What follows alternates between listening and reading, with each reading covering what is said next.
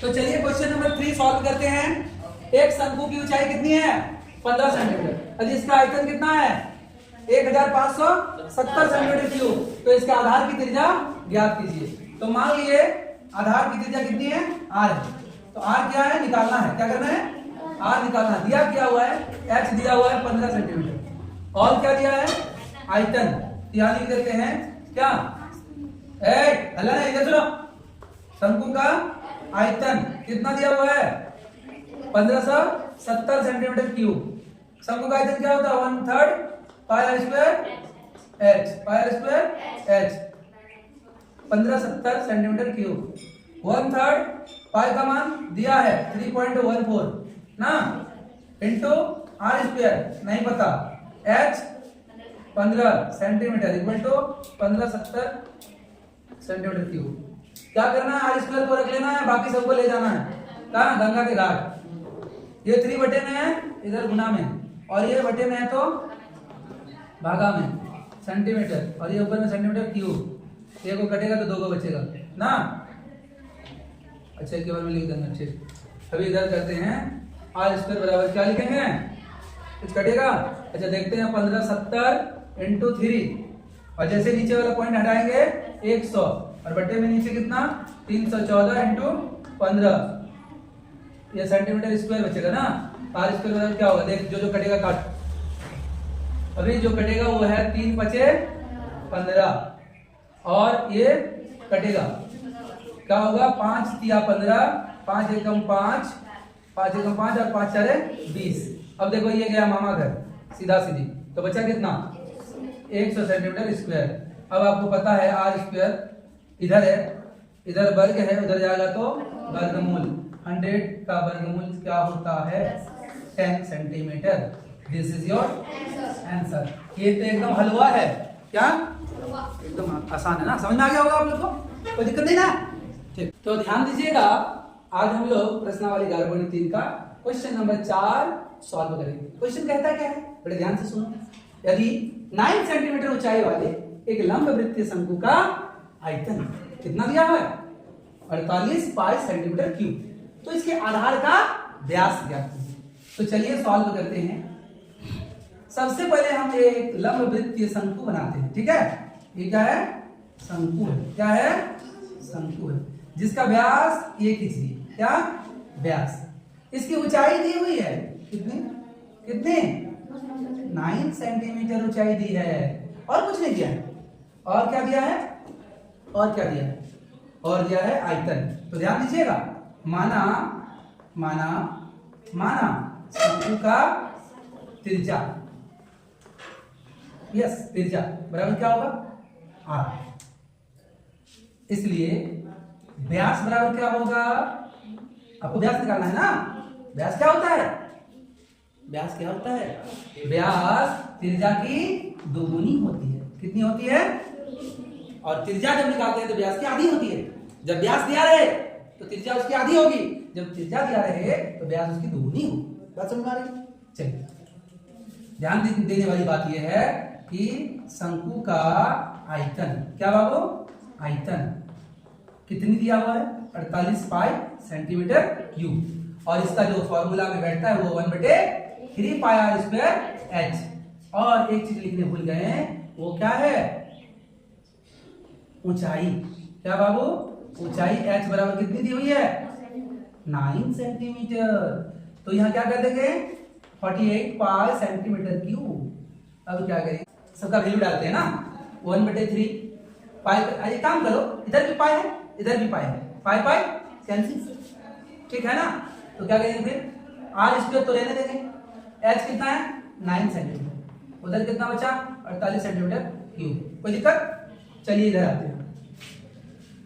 r square को इधर रख दो, बाकी सबको उधर ले चलो, बराबर की उधर। क्या है वो? 48 सेंटीमीटर क्यूब यही है ना। और ये 3 बटे में उधर जाएगा तो गुना होगा, और ये 9 सेंटीमीटर r के साथ गुना में उधर जाएगा तो भागा में होगा। कोई दिक्कत नहीं है सर। 3 तिया 9, 3 तिया 9।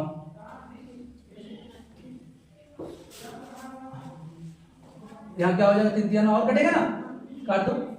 3 एकम 3 और 3 चौक 18 ये आ रहा है ना, और सेंटीमीटर सेंटीमीटर एक एक कट जाएगा तो 2 बचेगा, यानी 16 सेंटीमीटर स्क्वायर। अब एक काम करो, आपको निकालना है आर स्क्वायर नहीं, तो आर निकालोगे क्या होगा, ये वर्गमूल है, ये वर्ग है, जाएगा तो वर्गमूल होगा 16 सेंटीमीटर स्क्वायर।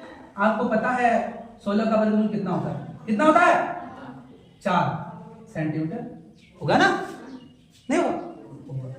अब आपको क्या निकालना है, आधार का व्यास, तो क्या लिखेंगे, व्यास बराबर क्या लिख के रखे हैं 2r, व्यास बराबर क्या होगा, व्यास बराबर हो जाएगा 2r, और 2 तो 2 और r आया 4 सेंटीमीटर, कुल मिला के 4 दूनी 8 सेंटीमीटर, ये आपकी व्यास आ गई। कोई दिक्कत, समझ में आ गया होगा, ठीक। अब हम लोग क्वेश्चन नंबर 5 सॉल्व करेंगे, और क्वेश्चन को ध्यान से सुनना। ऊपरी व्यास 3.5 मीटर वाले शंकु के आकार का एक गड्ढा 12 मीटर गहरा, इसकी धारिता किलो लीटरों में कितनी है ना। तो देखो एक गड्ढा है, क्या है, एक गड्ढा है, वो कैसी है, वो है शंकु के आकार की, कैसी है, शंकु के आकार की गड्ढा खोदा गया, और ये रहा आपके सामने गड्ढा, हाँ, और इसकी व्यास कितनी है, व्यास है इसकी 3.5 मीटर, और इसकी जो गहराई है, इसको जिसको हम ऊंचाई बोलेंगे, क्या ऊंचाई, वो कितनी है 12 मीटर है, ठीक है। तो लिख लेंगे शंक्वाकार गड्ढा का व्यास यानी d 3.5 मीटर, इसलिए इसकी त्रिज्या जो होगी वो कितनी होगी बाबू, आधी होगी, क्या आधी, यानी 3.5/2 सेंटीमीटर, सॉरी मीटर ना। इसकी गहराई यानी ऊंचाई, गहराई यानी ऊंचाई h बराबर 12 मीटर, सेंटीमीटर है, मीटर है, ठीक। अब इसका क्या निकालना पड़ेगा, आयतन, हाँ क्या बोला, इसकी धारिता, धारिता माने धारण करने की क्षमता, लीटर में, कोई अगर द्रव या कुछ लीटर बोला तो कोई लिक्विड ही होगा, उस लिक्विड को कितना धारण कर सकता है किलो लीटर में, वो निकालना। तो सबसे पहले आयतन निकालेंगे, क्या, तो लिखेंगे शंक्वाकार गड्ढा, क्या गड्ढा का आयतन, क्या बाबू, आयतन क्या होता है आप लोगों को मालूम है, 1/3 पाई स्क्वायर, यही ना। चलिए इसको इधर सॉल्व करते हैं, बराबर देखिए 1/3 पाई का वैल्यू यहाँ नहीं दिया है क्वेश्चन में, इसलिए आप क्या बैठाएंगे 22/7, आर का वैल्यू दिया है 3.5/2 इंटू 3.5/2, एक के बाद में क्या करें, 2 बार लिख दें, क्यों, आर स्क्वायर है, यानी आर इंटू आर, तो एक बार आर इतना बैठा है, एक बार आर इतना बैठा है, एच कितना हो, एच है मेरा 12। अब देखो यहाँ भी मीटर लगता है, यहाँ भी मीटर लगता है, यहाँ भी मीटर लगता है, तो metre metre metre metre cube, समझ आ रहा है।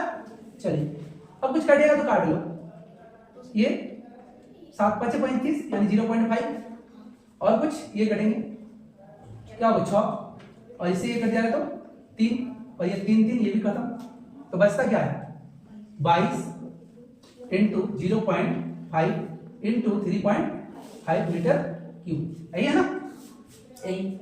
ये क्या आ गया आयतन, ये क्या आ गया आयतन, मीटर क्यूब में आया, इसको क्या करना है लीटर में चेंज करना। तो अभी क्या लिखेंगे, धारिता, क्या लिखेंगे, हाँ किलो लीटर में धारिता बराबर, क्या धारिता बराबर क्या हो जाएगा, तो देखो अभी ये मीटर क्यूब में आया, आपको किसमें चेंज करना है, किलो लीटर में इसकी धारिता चेंज करनी है। तो देखो क्या करेंगे,